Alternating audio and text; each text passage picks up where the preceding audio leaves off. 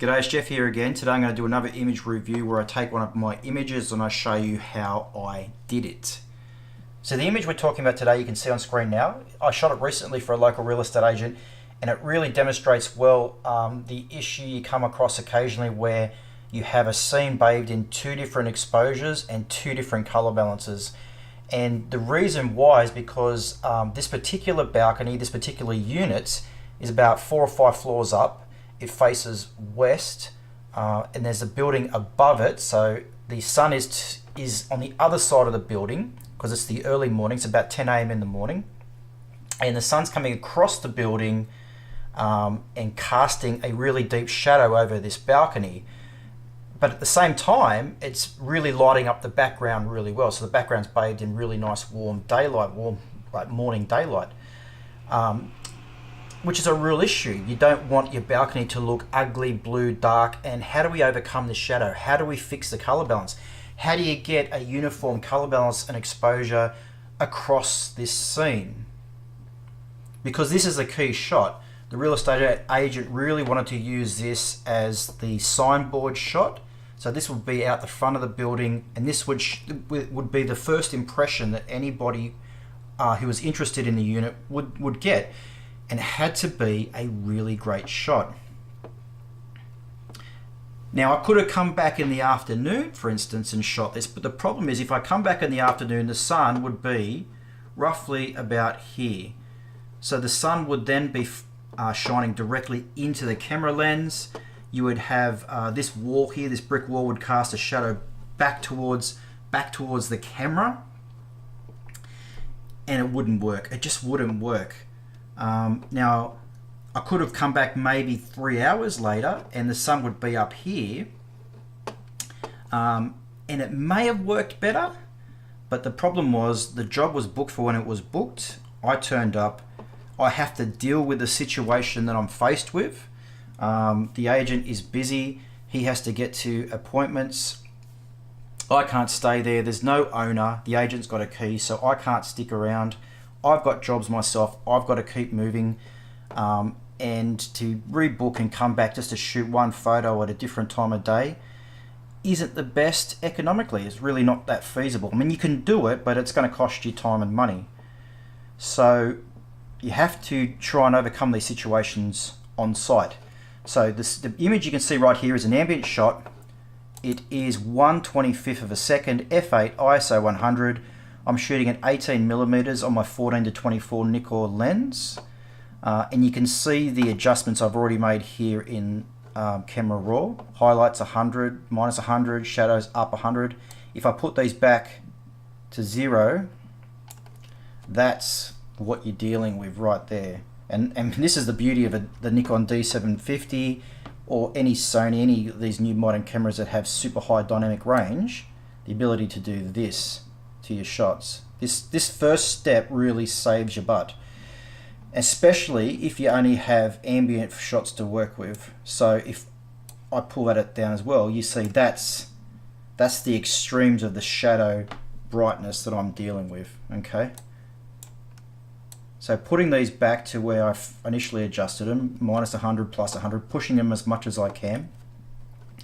The color balance I've put at 7500 Kelvin and plus 14 tint. Now I've also put on a couple of local adjustments here. I've done a gradient, which you can see has the nasty effect of the gradient goes over this privacy screen here and kind of leaves a gradient look across that, which I don't really like. I could pull that down further, I guess, and I could try and get rid of as much as possible, but I do like a smoother transition along the top of the balcony there. Okay, that gradient is also pulling down the color. So if I put that back to 0, you can see it's actually quite orange there. The reason it's orange, like really yellow, sorry, is because I've got my temperature balance right up to 7500 to lift the color to really warm this balcony up. If I drop that down, it really cools the balcony. That's daylight color balance there. You can look at the color of the balcony now. It's really blue. Okay, so I'll push that right up to 7500 Kelvin. But that's made the sky too yellow. So with the gradient I've used the gradient to drop the yellow in the sky as much as I possibly can. So for an initial shot, this is actually not bad, you know. Like, honestly, considering where it's come from, considering that it would look like that initially, what we've managed to do so far is pretty darn good. Now, if I was just a real estate agent, I wasn't a photographer, and I had a fancy camera with a tripod and I didn't know how to use flash or anything, and I just used ambient shots, I'd be pretty happy with this to start with. Now, it's not the greatest image, but you know, it's better than what we were faced with initially. So I've also taken, right, next photo, I've also taken a lighter exposure. This one's 1/15th of a second, f8 ISO 100, and that really brings the light up nicely on the balcony. But as you can see, it's completely blown out the sky in the background. Now, if you're going to create this image using just these two ambient exposures, you're going to be faced with a lot of difficulties, especially blending in these privacy screens to make them look natural. I mean, which exposure do you go? Do you go this one? Do you go this one? Do you even use some more? I could use some in-between ones. Like, don't get me wrong, I haven't just done these two ambient shots. I've also got a 1/60th of a second and I've got a 1/30th of a second. I could take all four, I can put them in HDR software and see what that spits out. You're going to get artifacts around these privacy screens. You know, it's not going to be perfect. And I don't particularly like HDR software. I don't like the look of it. I would rather use my own lighting. So immediately after I shot the ambient exposures, I looked at the results in my screen on the back of my camera. Immediately I knew we're not going to get anything with ambient shots here. I've got a few minutes to do this shot. I can't come back. I need to get it done now. I want a nice stellar result, which is going to give me even lighting and even color. And that's where your flash is going to save you. So I've got an AD200 Godox flash, as well as two V860s. And for this particular shot, I've got my Godox AD200. I've turned on the flash. I think I set it about 1/2 to 1 second from memory. Honestly, I can't remember. I'm sorry, I can't remember the flash output that I had. But immediately I know that what the flash is going to do is the flash is going to add daylight balanced color to the scene. It's going to lift the foreground. It's going to have no impact at all on the background because obviously, you know, it's only a small flash. You're not going to be able to light the background. So it's going to have an immediate impact on the foreground. I'm going to be able to match the exposure. So I'm going to be able to take the foreground exposure and bring it up so it matches the background. So we have even lighting. And also being daylight color balanced, I'm going to be able to produce a shot which has color balance even across the scene as well. So this is the shot with the flash. What I've done is I've taken the flash, so I've got my camera on timer, 2-second timer, but I've changed the 2-second timer to 10-second timer on the Nikon. I've triggered it. I've walked around these stills, carefully around the stills to the corner over here. I've pushed myself right up into the corner. I've got my flash on a monopod, so it's nice and high as I can, and tilting down into the scene. What I'm trying to do is I'm trying to match the angle of the sun. So I've gone over to the corner where the sun is, and I put my flash up, pointed it down as if the flash is now the sun, and the sun can actually see the balcony, and this is what we get. Beautiful. And straight away, as soon as I went back, looked at the LCD, I knew straight away that was it. We've got it. Now, obviously, as a photographer, I can tell this has been flashed, but anyone looking at this photo on a real estate website, no one's going to have any clue. And the whole point of it, the whole point of this exercise in showing you how to use a flash to even out your lighting and exposure and that, is because at the end of the day we run businesses, and you need to get into these properties, get them shot in a short time frame. Like I have a 1.5 hour booking window. That's all the agents got as well. In many situations, the agent's just got keys and the owners aren't home. The agent needs to go after the job. As soon as the job's done, he needs to get to his next appointment. They're really busy people. And we need to just get these shots done as quickly as possible. And I want to show the beauty of this scene. I mean, the agent really wanted this shot to show, just show that feeling that it was a really nice, relaxing space with an amazing view. You could come here after work, grab a glass of wine, sit, relax, enjoy the sunset. And it's just a really nice, relaxing space. And this was going to be a shot on the signboard, so it was a key photo. So with an ambient shot, you can push You know, you can push your exposure, your highlights, your shadows and everything else, and you can get something which is reasonable if you're pressed, but at the end of the day, to get the right result, you really need to use a flash. Now, this is the flash exposure in Camera Raw. I have actually tweaked it a little bit in Photoshop, and we'll show you the result of that. What I will do, actually no, I've got one, hang on, get rid of that. So this is the photo which is just straight out of Camera Raw, saved as a TIFF file, no adjustments to it. What I've done also is taken this photo then, and I've just adjusted the lighting and the color a little bit more, adjusted the saturation in Photoshop, and the end result is this shot here.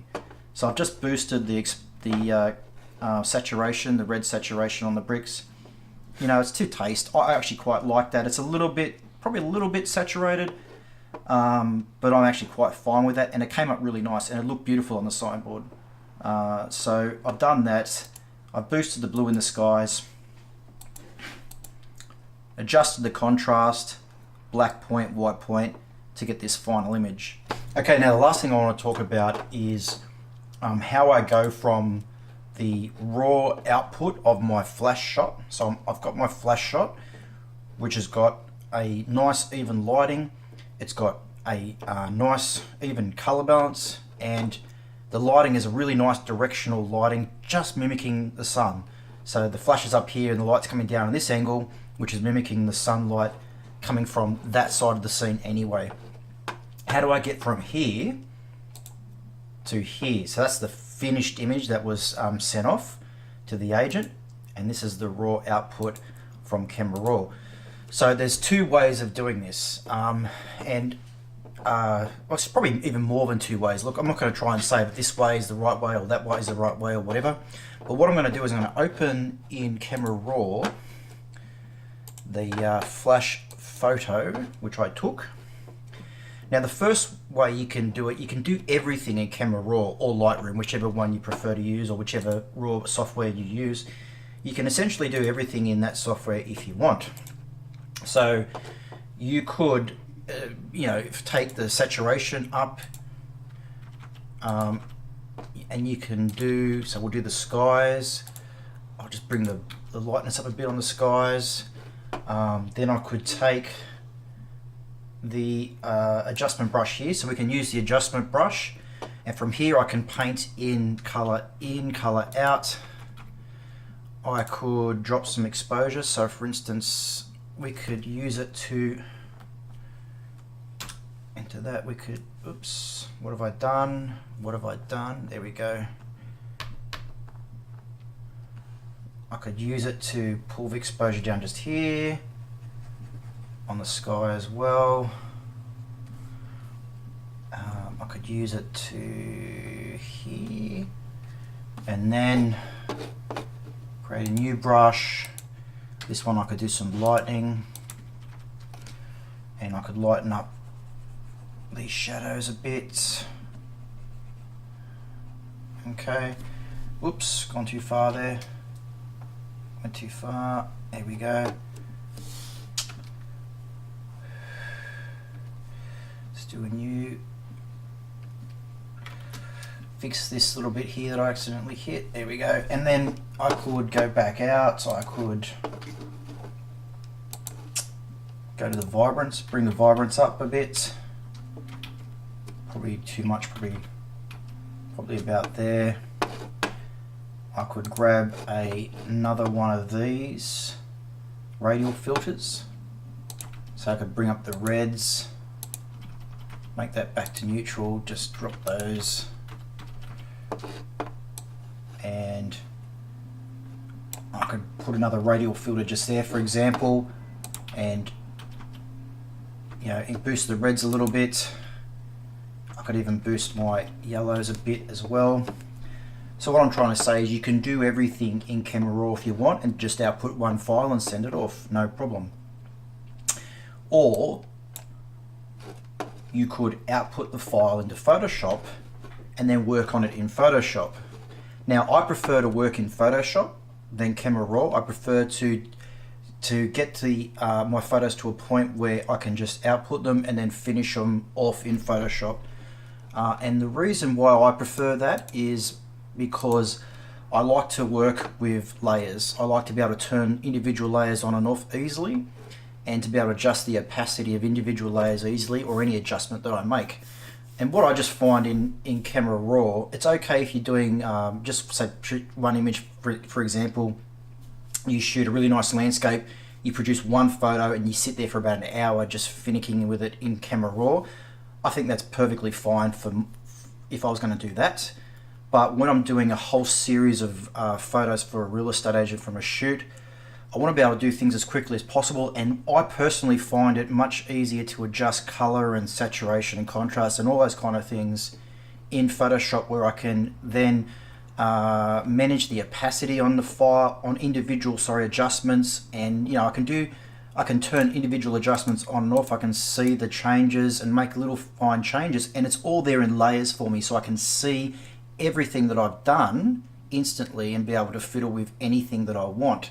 With Camera Raw, you're going backwards and forwards between radial filter, gradient filter, adjustment brush, backwards and forwards, and you've got to try and remember where the little dots are. Oh, that dot did, what did that do again? Oh, that did that did, you know what I mean? And I find that a much more difficult way to work. So I would go into Photoshop. I have a set of actions that I have batch processes for, which just open up a whole bunch of adjustment layers that I can start to adjust with. As you can see here, some of these are blacked out because they're not, they've got adjustments on them, but I haven't applied them to the scene yet, and I can just invert those masks to apply them to the scene. These white ones I've already applied, so I've got just a fix here for my levels, where I've adjusted the levels just up a little bit to bring the white point up, which you can see the white point's a little bit flat. I think that's pretty good. I would actually go over the really bright parts of the sky on the on the layer mask, just to bring it off the really bright parts, because I don't want my bright parts to clip too much. Okay, and that's the other thing, you've got masks that you can easily work with in Photoshop, and you can take, for instance, an exposure adjustment like this, and I can quickly get a 50% opacity brush and just mask it out of the areas where I don't want to lift any exposure. And that's just a little bit more finicky to do in Lightroom, and you don't have masks like this that you can easily brush on. So I prefer to work in Photoshop for those reasons. I also have a soft light layer here, which is essentially a plain levels layer with a soft light blend mode. It's currently at 40% fill opacity. If I turn that off, you can see the contrast drops, the color saturation drops. I turn it on, the saturation pops a bit more and the contrast pops a bit more. Soft light's a really nice way of just popping contrast and saturation and colors in your image. That's currently at 40%. I can adjust that opacity quickly. I just go up, maybe 30, 40, but I do actually quite like 40. I've got a couple of layers here I can dodge and burn on, so I can easily quickly grab any brush. What's my opacity? 10. I drop my opacity to 10%, a white brush, and I can quickly start brushing on here and just lighten these shadows a bit, like so. And I can then change over to a black brush, drop to my other dodge and burn layer here, and just do a little bit of quick darkening. Just darken down this table a little bit, go across the background just there. Now a nice big brush, just do this corner a bit more, go around and give it a slight vignette around the outside like so. Okay, and I like to dodge and burn on separate layers. I like that so I can, I can adjust the opacity of each one individually. I don't like putting them both in the same layer, because sometimes you look at it and go, I like the way I lighten it, I didn't like the way I darken it, damn, they're both in the same layer, I'll start again. So this way I can just say, you know what, I like that, but it's a little bit too harsh there, so I'm going to adjust the lightness down a bit so it's a little bit more subtle there, like so. And then with the darkening I've done, I actually quite like that at 100%. I think that looks quite good. Also, I will grab a new layer here. I'm going to grab a new adjustment. I'm going to grab, where are you, hue saturation, there we go, and I'm just going to go to the red channel there. I'm just going to boost the reds a little bit for these bricks. About 12 looks pretty good to me. I've also got a adjustment layer here which is blacked out, called Blue Sky Boost. I'm going to invert that mask so I can bring it onto the image, and what that's done is it's just pushed the blue up a bit. It's changed the hue slightly, it's lightened it and saturated it at the same time. So the blue sky was a little bit dull, now it just pops a little bit more and it's a better kind of blue. I'm just going to lower the opacity on that one a little bit as well. So now you can see we've gone from this was the raw output as a TIFF file, put in the Photoshop, put a batch process on it with a whole bunch of layers that I commonly use, with adjustments that I commonly use, and this is kind of the final result here. And I like that. I would output that to a real estate agent straight away. So there you can see two different ways of working on the final image, whether you work on it in Camera Raw or in Lightroom and try and get the whole thing done in that software, or whether you just output a TIFF file from Camera Raw where you've done a whole bunch of the adjustments to start with, say for instance the global adjustments in Camera Raw, and then you output it as a TIFF file and do all your finer adjustments to color and contrast in Photoshop. I prefer to do things in Photoshop. That's the way I work. So to sum it all up, this was a pretty difficult image when I first got to this job.